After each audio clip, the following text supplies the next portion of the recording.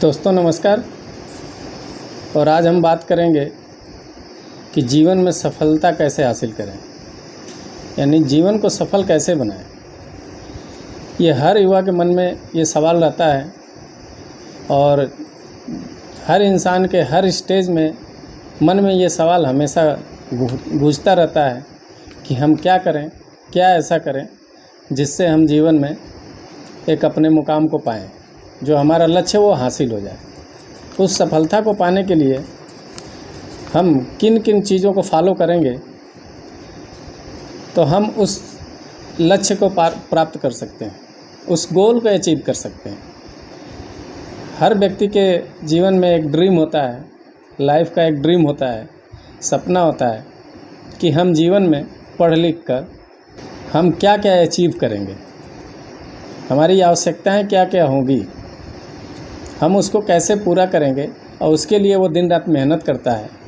तो आज हम लोग जानेंगे कि उसको अचीव करने के लिए, उसको प्राप्त करने के लिए हमें किन किन चीज़ों पे ध्यान देना रहेगा और क्या क्या हम कौन सा चार्ट फॉलो करेंगे जिससे हम उस मुकाम को हासिल कर लें और जीवन में सफल हो। तो हम बात करेंगे, बिंदुवार बात करेंगे।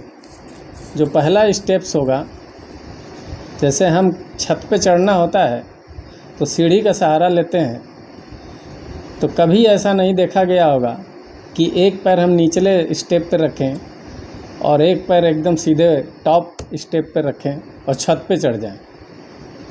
हमें कंटिन्यूअस जो पहला स्टेप होगा वो कंटिन्यूअस लर्निंग का होगा, यानी कि हमको प्रतिदिन सीखना है, रोज़ कुछ ना कुछ सीखना है। जो हमारा पहला फुट स्टेप होगा सक्सेस पाने के लिए, वो होगा कि हम कंटिन्यूअस लर्निंग करें, कुछ ना कुछ रोज़ सीखें। दूसरा होगा पॉजिटिविटी का मतलब है कि हम हमेशा पॉजिटिव रहें, सकारात्मक रहें, अपने अंदर वही विचार लाएं जो हमारे जीवन के लिए हितकर हो। इसलिए कि जो हम सोचते हैं, जो मन में हम विचार करते हैं, वही घटनाक्रम के रूप में हमारे जीवन के साथ होता चला जाता है। तीसरा बिंदु होगा डिसिप्लिन एक ऐसा वर्ड है जिसको हिंदी में अनुशासन कहा जाता है। अगर व्यक्ति खूब पढ़ा लिखा हो, खूब पैसे हो, खूब उसका नाम हो और उसके अंदर अनुशासन न हो तो सबकी नज़र में नीचे गिर जाता है। इसलिए अनुशासन का होना बहुत ज़रूरी है। और ये अनुशासन उम्र के अनुसार, अपने कार्य के अनुसार, कार्य क्षेत्र के अनुसार हर जगह अलग अलग तरीके से लागू होता है। तो हमको अनुशासित रहना है, खुद को अनुशासन में रखना है। और चौथा बिंदु क्लियर गोल, यानी कि जो हमारा लक्ष्य हो, जो हम लक्ष्य बनाएं वो स्पष्ट बनाएं, कोई कन्फ्यूजन ना हो। जो हमारा गोल हो एकदम क्लियर हो कि हमें जीवन में यहाँ पहुँचना है, इसी को करना है और इसको करने के लिए हमको क्या क्या करना होगा, उस पे ध्यान दें। पांचवा जो होगा बिंदु वो होगा कनेक्शन, यानी कि संबंध स्थापित करना है, संबंध बनाए रखना है। किससे? परिवार से, अच्छे मित्रों से, अच्छे रिश्तेदारों से, अच्छे टीचर्स से, जो हमको एक नई दिशा दे रहा हो और नई दिशा में चलने के लिए प्रेरित कर रहा हो और एक सकारात्मक विचार हमारे अंदर भर रहा हो, उससे संबंध रखना है। किसी ऐसे व्यक्ति से संबंध नहीं रखना है जो हमारे फ्यूचर के लिए घातक हो, जिसके मार्गदर्शन में हमारा फ्यूचर खराब हो रहा हो और हमें कुछ उससे हासिल न हो रहा हो। छठवां जो बिंदु होगा वो होगा टाइम सेविंग, यानी कि समय प्रबंधन कैसे करें, टाइम मैनेजमेंट कैसे करें और टाइम कैसे सेव करें कि हम ज़्यादा से ज़्यादा बुक पढ़ सकें, किसी चीज़ को लर्न कर सकें और ज़्यादा से ज़्यादा सीख सकें, अपने फ्यूचर के लिए समय दे सकें। इसलिए टाइम सेविंग का होना भी बहुत ज़रूरी है। 7वां बिंदु होगा फोकस, यानी कि केंद्रित करना। हमको फोकस कहाँ करना है, अपना ध्यान कहाँ केंद्रित करना है, अपने लक्ष्य पे करना है और उस लक्ष्य को प्राप्त करने के सारे बिंदुओं पे करना है, ध्यान केंद्रित करना है। पेशेंस, यानी कि धैर्य बनाए रखना है।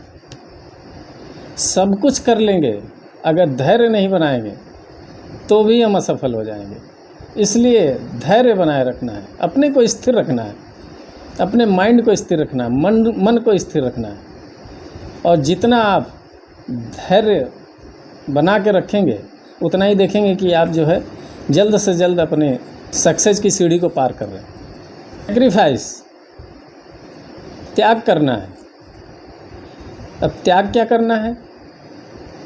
अपने सुखों का त्याग करना है, परिवार का त्याग करना है, नात रिश्तेदार का त्याग करना है। त्याग करने का मतलब है कि उनसे दुश्मनी नहीं ठान लेना है, उनको भूल नहीं जाना है। उनका त्याग तब तक करना है, उतना ही समय देना है कि हमारे संबंध भी बने रहें और हमारा लक्ष्य भी प्राप्त हो जाए। डेडिकेशन, हमें समर्पण का भाव रखना है। समर्पण किसके प्रति? अपने कार्य के प्रति, जो हमारा लक्ष्य है, जो हमारा गोल है और जो हमारा मार्गदर्शक है, उसके प्रति समर्पण भाव हो कि अपने को हम समर्पित कर दें। पेड़ जब तक फलदार नहीं होता है तब तक वो दूसरे के सहारे रहता है, दूसरा पानी देता है, उसमें डंडा बांध के उसको सीधा करता है, उसको एक मुख्य धारा में लाता है, और जब वो अपने पैरों पर खड़ा हो जाता है तो आपको फल देता है।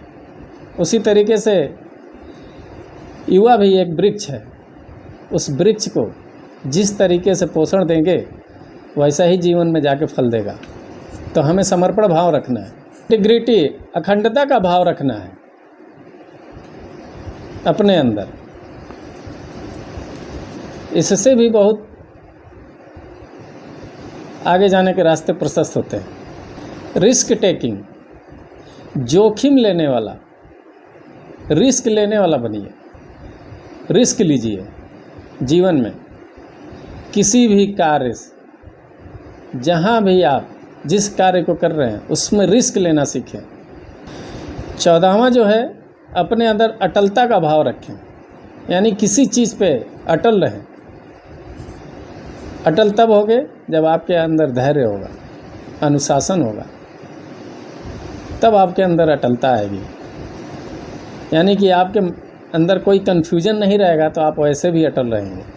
उसके बाद फैशन की जगह पैशन पैदा करें, जुनून पैदा करें। और जब जुनून होगा तभी आप किसी चीज़ को प्राप्त कर सकते हैं, किसी चीज़ को हासिल कर सकते हैं। अपने अंदर सकारात्मक ऊर्जा हमेशा होनी चाहिए और एक हमेशा जुनून होना चाहिए किसी चीज़ को पाने का, किसी चीज़ को अचीव करने का। अगर जुनून नहीं है तो भी हम अपने गोल को अचीव नहीं कर पाएंगे। और आखिरी जो स्टेप्स होता है वो होता है कि हम प्रेयर करें, प्रार्थना करें परमात्मा से, उनको भी समय दें, उनसे भी अनुरोध करें, निवेदन करें, प्रार्थना करें कि जो भी मैं ईमानदारी से कार्य कर रहा हूँ अपने भविष्य के लिए,